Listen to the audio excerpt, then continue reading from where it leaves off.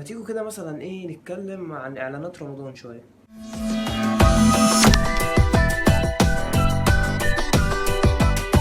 رمضان السنه دي زي كل سنه مليان اعلانات كتير جدا، وطبعا وسط كل الاعلانات الكتير قوي دي هيعلق في دماغك كده مثلا اعلانين ثلاثه مثلا، وطبعا الاعلانين الثلاثه دول من شخص لشخص هيكونوا مختلفين، يعني اللي علق في دماغك غير اللي علق في دماغي وهكذا. بس من وجهه نظري اللي ملهاش اي 60 لازمه، في كام اعلان كده علق في دماغي وعايز اشاركهم معاك. اعلانات كده تحس ان دماغها متكلفه، اللي عاملها دماغه حلو صايع بس سهل ممتنع كده، فكره حلوه بس بسيطه، اللي عاملها دحلاب عجينه هو طري. ونذكر من هذه الاعلانات واحد ايجي بنك، اعلان اوفا. هاخد قصب 5 مانجا رايس.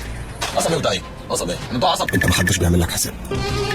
احلى من لك بنك. اعلان بسيط مش مكرر، فكرته موجوده فعلا، يعني ساعات بنحس ان اهلنا ما بيعملولناش حساب. اختيار اوفا نفسه بملامح وشه دي اللي هو مستسلم كده، شخصيه مستسلمه، اختيار يعني.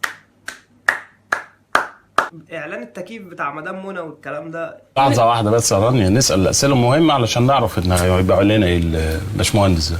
لتاني مرة برضو بقول ان اختيار الشخصية في الاعلان بتفرق. الاعلان وصل لك التفاصيل المهمة يعني عن المنتج وضحكك في نفس الوقت، والحاجة اللي بتضحكك بتعلق في دماغك، وبالتالي كمان سقف هنا لإسلام حسام. اعلان بيبسي. فكرته حلو، يعني الفكرة جديدة وحلوة وكل حاجة، بس هناخده معانا حلو. ايه كمان الاغنيه بتاعت تاون تيم. لو شاركنا كانت الوش من لو شاركتوا ستايل اللي بسهوله يقعدوا في بيتكم. لبسنا الباجي والشارلستون، نزلنا في الشهر واحنا عملنا سبايكي بلون. الاغنيه دي معلقه معايا جدا، انا مش فاهم ليه برضو، وبنقعد نغنيها انا وواحد صاحبي كده كل ما يشوفني. الاغنيه معلقه في دماغنا، وده حاجه بترن في دماغك كده فتعتبر ناجحه. تاون تيم. هو عموما من وجهه نظري اللي ملهاش لازمه زي ما انا قلت لك كده من شويه، الاعلانات اللي فكرتها بسيطه هي اللي بتنجح، هي اللي بتضرب، هي اللي بتنتشر. الاعلان مش بالفلوس اللي بتتصرف عليه مثلا، او انك تجيب ناس كتير او تحشرهم في الاعلان غصب، نجوم بقى كتير. تقريبا كل سنه بيتعمل نفس الفكره كل سنه. دخلنا في دايره تكرار ممله، كل سنه نفس الاعلان تقريبا. بص، هو دايره التكرار ممله، بس طالما بتجيبوا اصاله في اعلان اتصالات مفيش مشكله عندي خالص، ممكن تكرروا الموضوع ده كل سنه وهفضل مبسوط. كل خطوه ناخدها نحلم بخطوه تانيه، بنقرب لبكره دايما في كل ثانيه، والجاي في حياتنا احنا نبني بايدينا، والدنيا رحله. طب تخيل بكره احلى، وان كل حاجه ممكنه.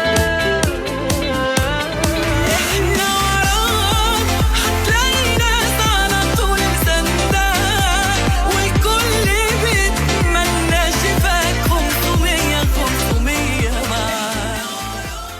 انا متحيز لاصاله عادي، مفيش مشاكل. بعدين دي اصاله يا جدعان، يعني دي اصاله. كنا بنقول ايه قبل اصاله؟